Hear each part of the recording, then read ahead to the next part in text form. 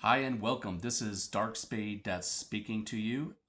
This is actually a very short tutorial on what actually to do with the eFed. The first thing to know is that Creature Wrestling has been around since 1999. There's been a lot of changes over the 20 years we've been working. Um, and so if you're a new player, one of the first things you would know is on the front page of the site, you have sermon posts. If you're confused about how to get started, so once you log in, this actually takes you directly to the roleplay board. So let me go out. So primarily, you post in the role playing board, and then on occasion we have televised content and then pay-per-views. In the past, I used to be able to do bi-weekly events, but things have changed. So in terms of my work life, and so I don't think I can keep up with that anymore. But the idea is that the we have a window. So right now the window is started August 19th, and then you have roughly say maybe a couple weeks to still be a part of the event. But even before you do that, I would post on, I think here, I even have it on the front page. Oh, I'm not logged in. That would work. Okay. Sec, thank you. All right, so here it says match calls. All right, so I post a match call. In the past, I used to do this with Creature Wrestling on another board, uh, and you post what kind of a match that you want for the event. The idea is that you're working together with your opponent and then pitch the idea here. And then I would then post the event on the day of the event posted. So that would be on August, right? At the end of the month. And then you have a couple weeks to still do this on September 11th.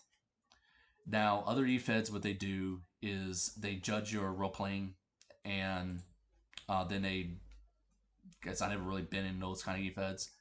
I know of how they work. They then have somebody would judge your role plays and then create an entire event. They write it all out, maybe have a couple writers doing it, whatever.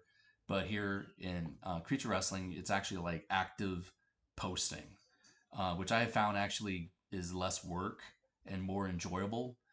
The stipulation here is that you get 1 month to finish your matches, which gives you a lot of wiggle room. How you win a match is a really three ways.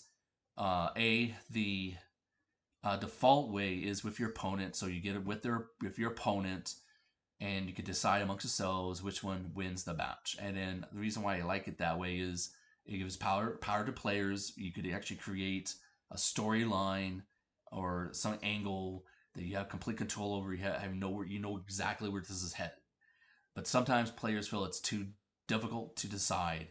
And so within the player decision, I do have a rubric.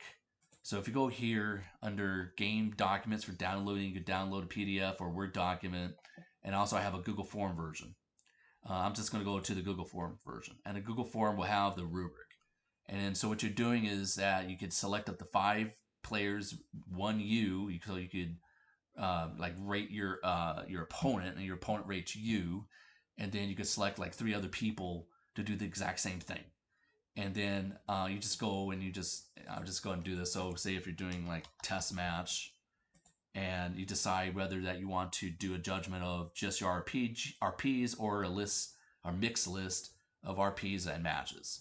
So I'll just say mix, and then go on to next. And you can see how it's working here. It tells you, okay, we're looking at the RPs, the amount of RPs made, and the overall word count. So let's just say that you give a 4 for each area, right? And then you then could go to here where it's rating the qualitative, like how you feel about the match, the posts and all that, and you just go through. And then you can then send this here. I do have an option if you do want to do judgment of a match too, so that's there. Well, anyway, so that's how you could figure out who wins a match. So that's like option A. Option B would be then to just reach out to an official and they could make a decision for you, but likely they'll be using the rubric. And the third option, which is very similar to a rubric anyway, is through a public voting. And that's pretty much it. Um, Again, this could be very daunting for new players because there's just so much control that you have available to you. I'm not like we don't micromanage how you do things here. Uh, you post, you create promos, you live your life essentially through the role playing board.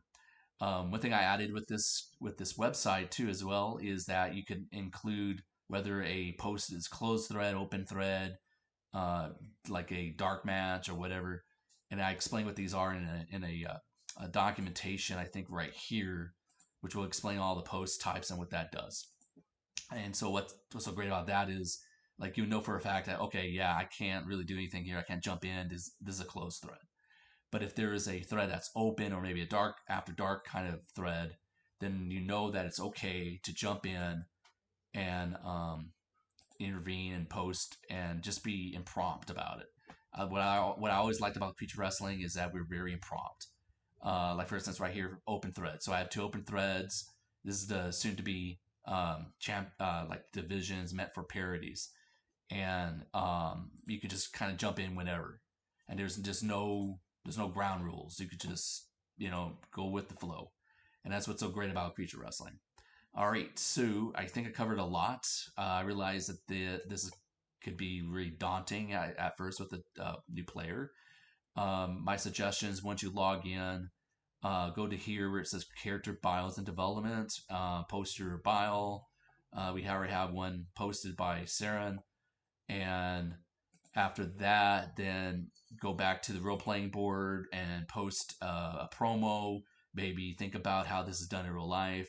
Maybe some kind of introduction. It could be a video introduction, theoretically speaking, that you see on WWE, introducing a new wrestler, and then do like a call out, like I did. Honestly, this is really here for new players.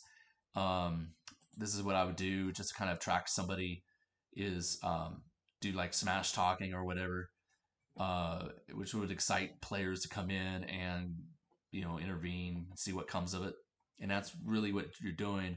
You're trying to cause all these this friction and feuds.